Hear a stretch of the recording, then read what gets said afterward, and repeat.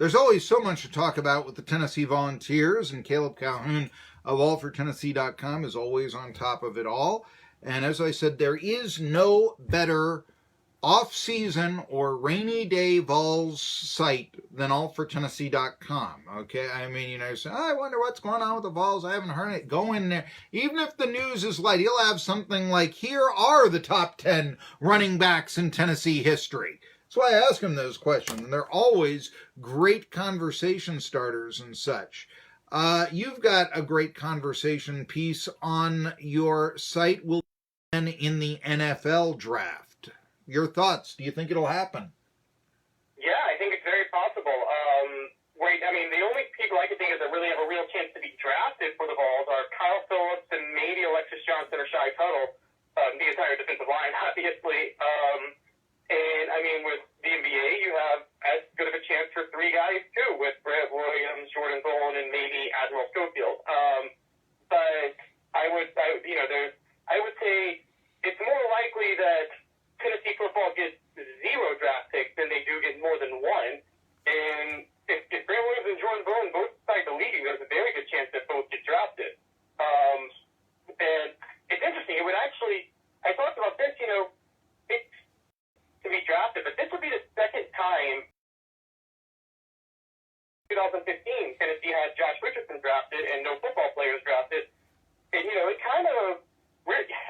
kind of trace the program back to really 2005, the watershed moment when Tennessee basketball hired Bruce Pearl, and the football program had its first losing season. Funny enough, not only has Tennessee basketball been a better program than Tennessee football, I really don't think it's even been that close. I would agree with you. Yes. This is twice, 2 teams have been ranked number 1. Maybe there hasn't been any Final Fours, but you mentioned there have been SEC titles. They've been playing for SEC championships in the SEC tournament with, that's happened. I would absolutely agree with you, and it is surprising to me. Think about the dichotomy between football and basketball, men's basketball, in terms of what other programs could you think of that had such a huge divide between the football and the basketball program? And in there I use in Miami and Penn State, the football being dominant. Can you think of some others? You were right with Penn State. I would assume most of the SEC programs to a certain degree. I think Florida even has a bigger gap. Even though they won 2 national championships in basketball with Billy Donovan, it seems like they just genuinely don't care as much about basketball as they do football. It was super odd with Tennessee, and the thing that's the most interesting part about it is think about the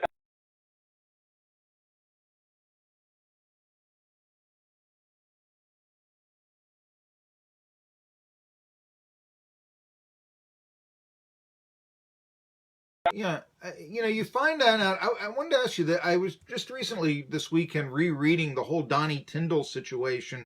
And if I can just, dig up bones here, I remember the idea that the assistant coaches over at Southern Miss basically were the ones that turned him in. And so they got off scot-free was the implication, whereas Tyndall had the 10-year show cause penalty. And Tyndall was saying, that's not necessarily fair. They were in it with me and all this. I don't know. It seems like, the witness gets immunity when they want to go after the top dog, that sort of thing. But did you have any opinion about, Tyndall getting getting the maximum sentence, whereas the assistants were able to go off and coach elsewhere? Yeah, I did have a problem with that when it happened, but, I did believe the assistants because I remember reading about that case, and it didn't seem like they had an incentive. And it wasn't just the assistants. There were other people affiliated with the program that were doing it. And Donnie Tyndall, when Dave Hart had hired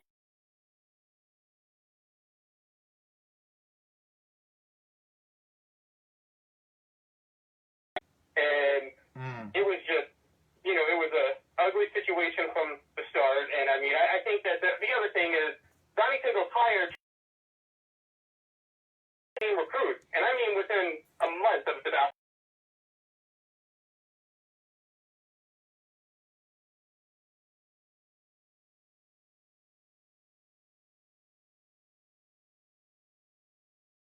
because they went for the stable hire at that point, which is why he brought in Rick Barnes, and you couldn't ask for more stability than a guy like Rick Barnes, even if you have to overpay to keep him away from UCLA. But kind of crazy. But it's just more insane to me that Tennessee basketball was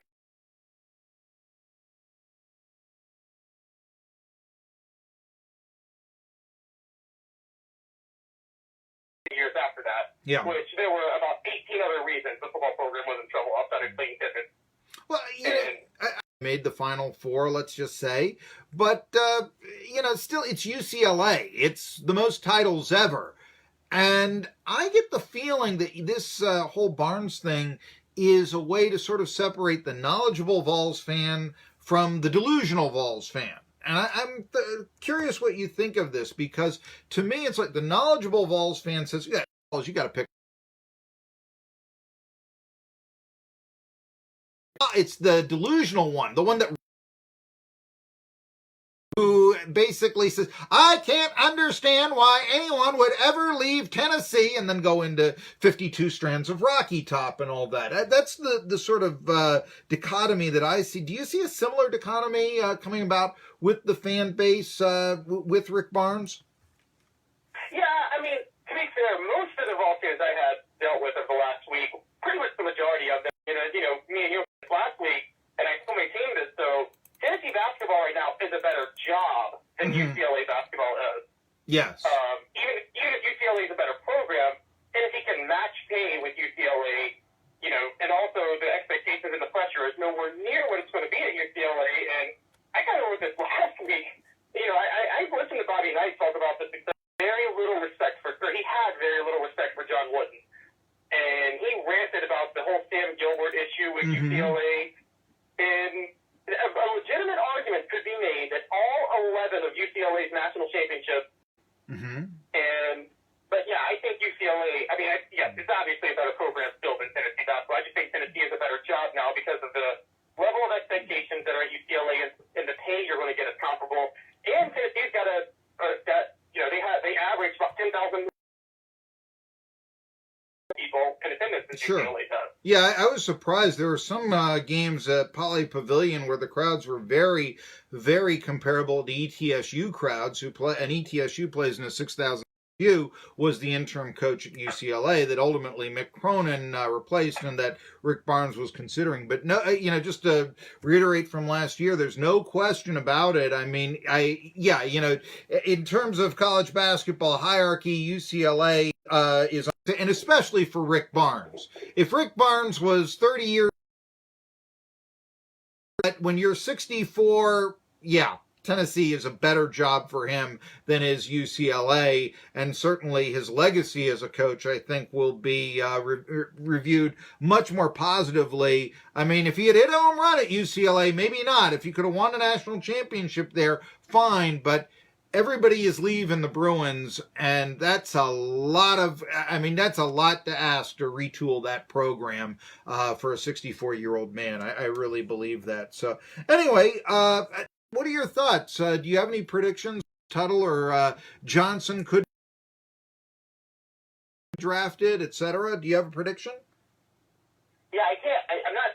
I personally can't predict where any of them would go. But if I had to say which one is the most likely to get drafted, I would say Kyle Phillips. I think he's the most proven of the three. I argue he was Tennessee football's best player last year.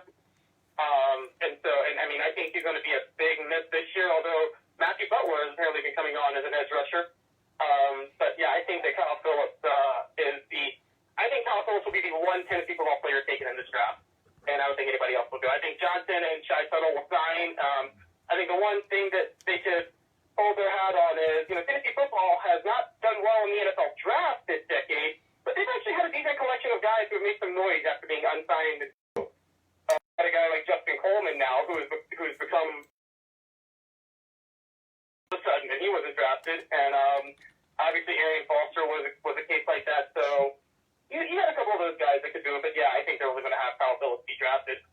I'm still wondering because it becomes what happens if Keller Chris lands in the NFL and becomes a legitimate, say, backup quarterback or something. Then you've really got, the Stanford pumping him up, saying, yes, transfer so you can have a chance to play to make the NFL. And then you would have Tennessee and Jeremy Pruitt and such basically saying, no, we think Jared Guarantano is, when Jared Guarantano very rarely throws deep. And, they played a very safe passing game and all that. That's something that I'm going to be looking at, who was right in about a year or two with Keller Chris. That's what I find very interesting. What do you Well, I got some more spring practice recaps, talking about a few of the positives in the draft. And then starting next week, kind of the NFL draft is the last hurrah before I really go into full off-season mode covering things, which will be fun. But that could change this year because Tennessee baseball is relevant for the first time in 14 years. So they might make a run in the NCAA tournament. Who knows? Let's see what happens. Ranked 18th in the country, a strong pitching staff, and even Vitello, when I had him on the program here, and I bonded over a ball player at TCU that nobody had some sort of connection. And by the way, we have to give John Curry credit for that hire. Oh, yes. Oh, yeah. That was the ball player that we were bonding over. And trust me, that's a ball player that you would bond over. I've bonded with Caleb back with the second hour of Tri-City Sports Now after this. How'd you think of that out cue?